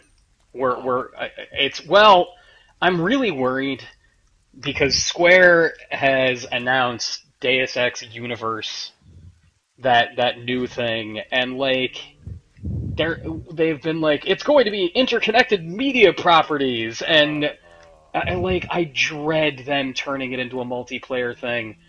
Guys, that's not the point. It's not the point. If they did that with mobile stuff, because they did that Deus Ex mobile game. How was that? I don't know. I didn't play it. I didn't have a tablet at the time. I mean, and at this point, now that I have an iPad Mini 2 or whatever, I don't feel compelled to go back and play that. Yeah. I want to go back and get the Dead Space iOS game, though, 'cause I heard that was really good. Oh, I didn't even know that existed. Yeah, I heard it was very good. It tells about it's a prequel to Dead Space 2, and it tells the events leading up to the Necromorph infestation on the Sprawl. Awesome. That's cool. Yeah. All right. There was that weird time when EA was doing a lot of like prequel stuff on iOS, and they did it with Mass Effect 3 as well. They had that Mass Effect Infiltrator or something like that. Yep. But no, I want to see, like, if they say, okay, we're just gonna leave the experimental crap to mobile. Okay, I'm okay with that because I can ignore that stuff. Don't take what I want from a console game and totally screw it up because I want. Yeah, well, hell, it's like, we briefly talked about, obviously it's a game that we don't know very much about for personal experience, but Resident Evil Operation Raccoon City.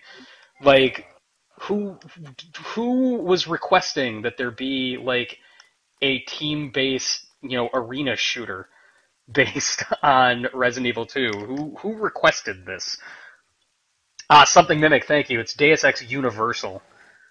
Will most likely get split into 3 games. Oh. Alright, so I've put out all the fires. And now... The only good experience I had with Resident Evil Operation Raccoon City is I got a small street sign that said, "Welcome to Raccoon City," and it had like bullet holes and stuff in it. I mean, it's obviously it's not like they didn't shoot at it or whatever. Right. But it's cool. I have it taped to the door of my office. So that's the only good thing that I have to say about Resident Evil Operation Raccoon City. Josue Viana 2, I think Resident Evil 1 is easier than Resident Evil Code Veronica. You know what? I think that there is an argument to be made there. Code Veronica is pretty demanding. Especially, like, as you get into late stages of the game. It's very, very tough. And Resident Evil Outbreak, any good? I have never played Resident Evil Outbreak. What platform was that on? So the Outbreak and Outbreak 2 were both PlayStation 2 games. They were very traditional sort of Resident Evil games, but like they were also, meant to be played online. Okay. And there was no effective way to do voice communication in game. Right. So they were like strapped to the PlayStation 2. Yeah, so you had like these canned responses that the characters would say, and so it was very difficult to communicate, apparently. So you would end up sitting there being like, "Hello, use this frog that I have in my inventory. We don't need a frog, we have a key. Use this frog. It's a stone frog that I found. Use it." Do you think that something like that would be much better received in today? Because that was a total technological limitation. Oh yeah, yeah. It was on the PlayStation 2. Not everybody had voice communication. That's the same thing with EA did with co-op for the Medal of Honor games too. It's like it's sort of there, and they even did it with the Lord of the Rings: Return of the King game, and I think Two Towers had online co-op. But I don't know. Like there wasn't the need there for chat. There wasn't the ability there for chat. I think that would kill. Like if you made like a classic puzzle-based Resident Evil that was meant for like 3 or 4 people, mm-hmm. I think people would be really into that. I would play the hell out of it. I would be really into that. Yeah, for sure. Yeah. And give me that. Give me these. Wow, I am not doing so bad. Usually I die at least once by this point. Yeah, you haven't died yet. I've not died. I've been keeping it real.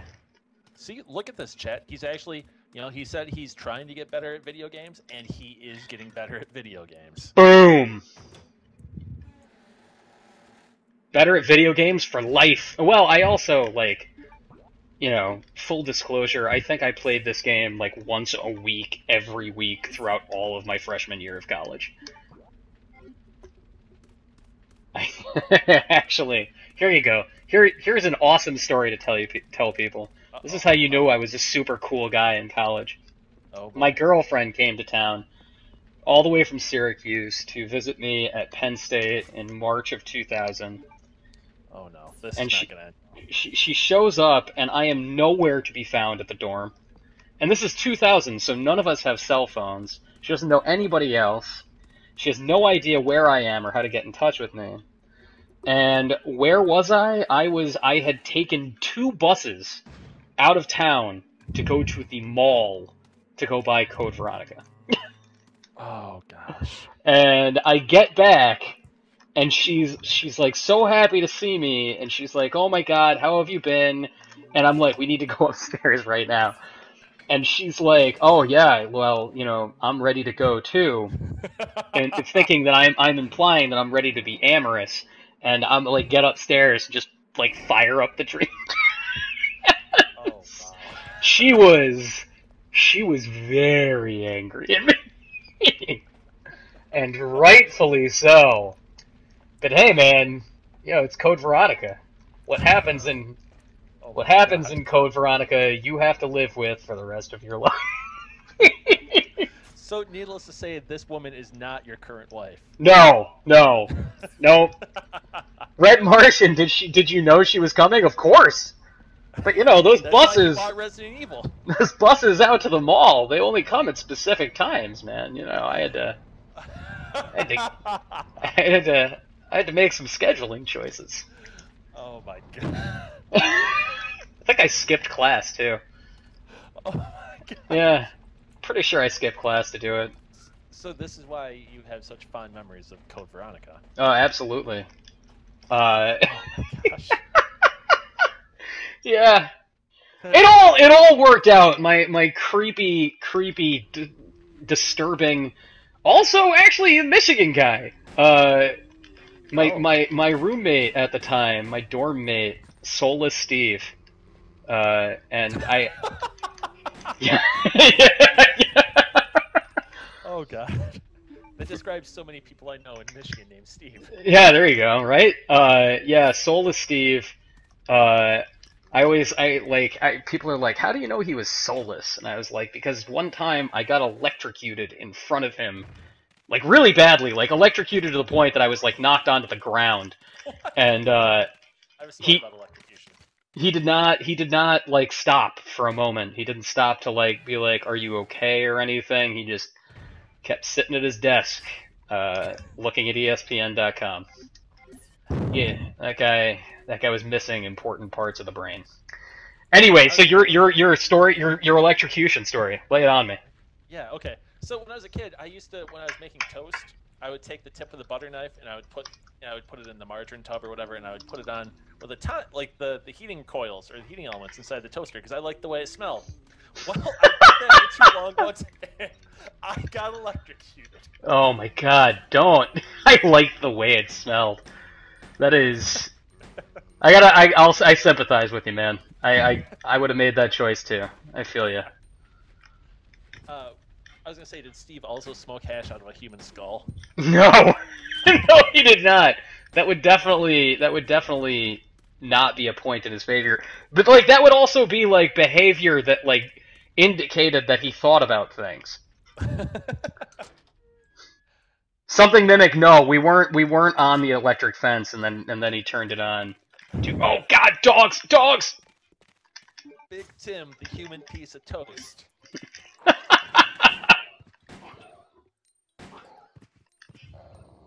Dog? Does it count? Like, I don't feel really bad about killing zombie dogs. They're zombie dogs. No, they're already dead. Yeah, like they're already dead, and really, like they had their chance. Yeah, like the zombie, or like the dogs in Call of Duty, when they would just run up on you and you had to break their necks, and it was like you could hear the bones snapping. I was like, okay, all right, guys, Infinity Ward, you need to step up. Yeah, roll it back, Infinity Ward. I do like the zombie Nazi dogs in Wolfenstein: The New Order. Yeah. I need to play more of that game. Oh, dude, play that game. Play that game. Oh, we started to talk about this earlier, but that is the game that I would say has the best audio logs in anything that I have played in a long time. Yeah. It has audio logs that are like, that legitimately add something to the story, that are really cool. Do they play while you're playing the game, or do you have to sit in the pause menu? Oh, you can sit there and listen to them while you play the game.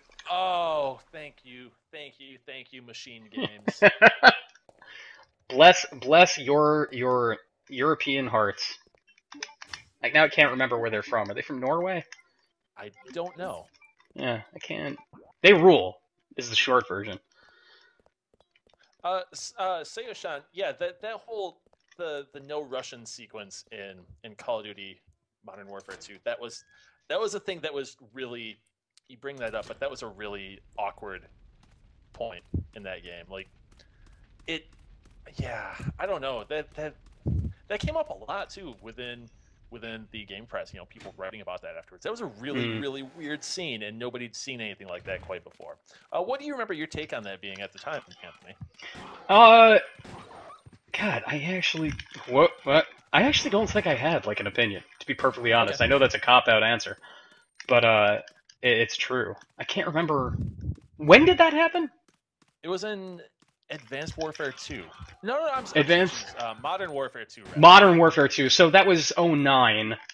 Yeah. And I think I missed the entire, like, I missed it, and like it wasn't until like a year or two later when people are like, oh yeah, there was the nasty, like, being a terrorist, a Russian terrorist thing, and I was like, wait, what? And it had just blew past me at the time, and yeah. And I'm bad game journalist. You could just walk through it, and it would still go on around you. I think it would have been a little more. I think it would have been a little more effective, maybe, if the lead terrorist was like, why aren't you doing this? You know, if there was some narrative impact of you not participating. Oh no! Yes. There we go. Zombies. Yeah, man, this is getting like worse and worse. I'm falling further and further into Resident Evil brain, where I start to be like, all right, now I need to get this in my inventory. Now I need to go here and get this thing. Yeah, it's all just pouring back in, and I have to remind myself that there are items that you can miss in this place, because like certain parts of this building can get locked. Oh yeah, like I said earlier, that was my problem with Resident Evil 1. Is I'm okay with games punishing you as a player, but I feel like that might be a little unfair. Yeah, it has to be done well, I would say. Ooh, shut up, zombie. Enjoy bullets. Your only weakness. All right, locker room. Ooh, no, get away from me. Alright. Oh man, I gotta switch it up to the slower pistol here. I'm wasting my automatic ammo bullets. Something Mimic says, while Anthony's playing this game, I bet Celine Dion's It's All Coming Back to Me is playing in the background. That is... How did you know?! He's had that on endless loop. He screen shared over Skype what his iTunes playlist was looking like right now, and there's a lot of Celine Dion. It's just all Celine. It's All Coming Back. It's an old Saudi Arabia only remix album that's just 50 different versions of My Heart Will Go On. Oh my! Yeah, there are no pan flutes in that. There's nope. sitar stuff. It's just sitars and really bad beats and. Everybody, we have 2 minutes left in the stream today, and I would like to thank you all for joining us for a double dose of Resident Evil. As you can see, like, this is a very different beast than Resident Evil Revelations 2, despite the fact... Altered beast? It is an altered beast. It rises from its grave. And I would encourage you to check out both. Code Veronica is actually pretty accessible these days. You can get it on Xbox 360 and PlayStation 3 oh god! Always the zombie in the sauna! Just hidden sauna zombies every time. You can relax and have a schwitz. Just gonna go in for the schwitz. I love this. Why is there a sauna? There's nothing in the sauna. Oh, Code Veronica, you're wonderful. But yeah, you can check this out. It's pretty cheap. I mean, $20, but worth it. Very much worth it. And Revelations 2, as we talked about in the first part of the stream, you play the first episode for $6. That's low investment, man. And you can see if you want to try it before you commit to the entire thing. If you missed the first half of our stream, go to engadget.com/gaming, a link that I am popping into the chat. And you go there, you can read all of our GDC coverage. You can check out our upcoming stream schedule, which has the hot goodness for you. On Thursday, Tim and I are going to be playing Conquer Live and Reloaded for the original Xbox. Are you pumped about this, Tim? I am. I've never played the game. I didn't play it on N64, and I didn't play it on Xbox. Yeah! So I'm going into this totally blind. I have never played any of the Conquers either, so we're going in blind together. I know it's about a sweary squirrel, and there are a bunch of pop culture references. Like, I know that there is a... Wow, Hydropanic, that was a lot of emoticons. I know that there is a Saving Private Ryan sequence, and I'm not sure what else, but yes. There is a lot of ridiculousness. Yeah, we have that coming up. We have other amazing things coming up later this month. We're planning, we need to finalize the details, but on March 24th, we're going to be playing Axiom Verge, the new Metroid-ish game for PlayStation 4. We're going to be playing that with the creator, Tom Hall? Tom Hall. Cool guy. And on March 26th, we're going to be streaming The Witcher 3, The Wild Hunt, and we're going to be playing with the lead gameplay designer from CD Projekt Red. So many, many, many awesome things coming up. If you want to follow us and know what we're up to, go to Twitter. You can follow us at Joystick and at Engadget. You can follow me at John Agnello. You can follow Tim at Tim Seppala. That's Tim, and then Seppala. It's Seppala. Same as my Twitch handle. There you go. Same as his Twitch handle, and you can check him out streaming there. Oh, Yodel. Oh, yeah. It's The Wild Hunt. Not another word that rhymes with that. Yeah, guys. The Witcher's lecherous past and lascivious portions of its gameplay, like trading cards featuring naked women. The Witcher 3, The Wild Helen Hunt. Thank you so much, everybody. We will see you. We'll see you later this week. Go to engadget.com/gaming to check out the schedule. Bye-bye. Which are the world's first orientation-free smartphones. And it isn't just about the UI flipping around. It's really made for quickly picking up calls after pulling your phone out of your pocket or handbag.